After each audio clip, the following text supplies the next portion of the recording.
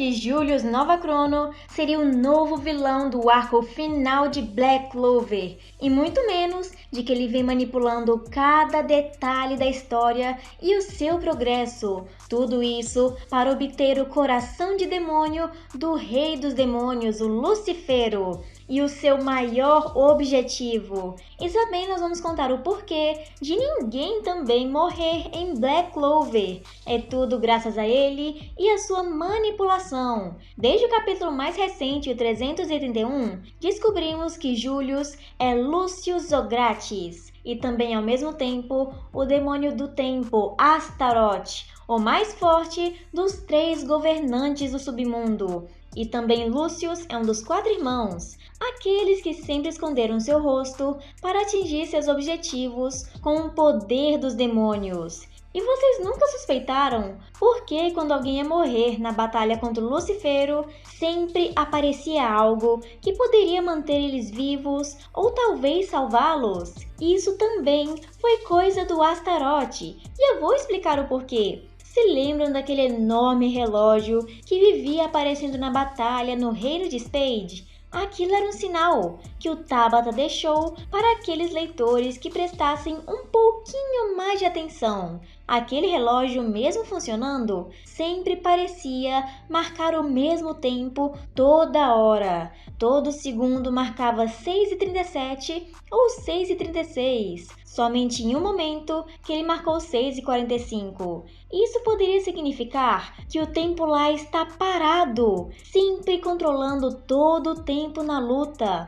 Ou seja, o Julius poderia estar voltando no tempo repetidamente várias e várias vezes, principalmente para que especificamente o Asta se mantivesse vivo, já que ele é o único ali capaz de matar o Lucifero com a sua antimagia e seu poder.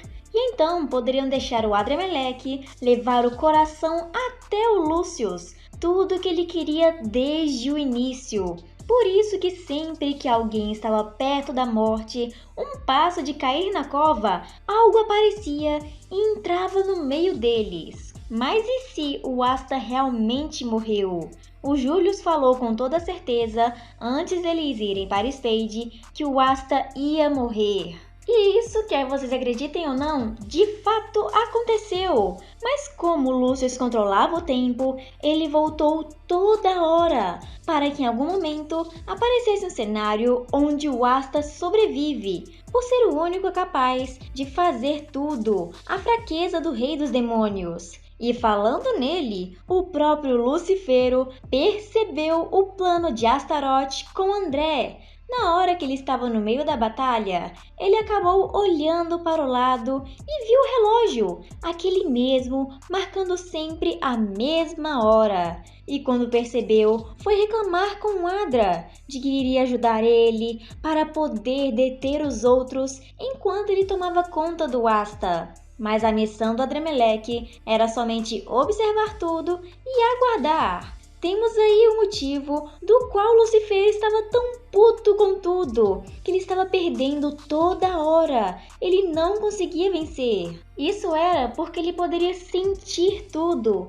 ele sentia que o tempo estava sendo modificado para favor dos seus inimigos. Como se com a magia era diretamente de um demônio, ele pudesse ver quando o Asta morreu e de repente voltou à vida. E isso também já completa o motivo do André ter ficado tão feliz com a derrota do Rei dos Demônios. Isso era porque tudo foi planejado pelo Lucius Zogratis, cada detalhe andando da forma que foi dita. Mas também há mais um mínimo detalhe. Explica tudo pelo que algo que ocorreu há anos atrás no passado, antes de tudo isso, já que o Astaroth sumiu há mais de 2 décadas. Ele manipulou o seu próprio encontro de Julius com Yami Sukehiro e William Vangeance naquele tempo, já que ambos são ingredientes principais para a abertura do portal do submundo que iria acontecer logo depois, pela magia da Árvore do Mundo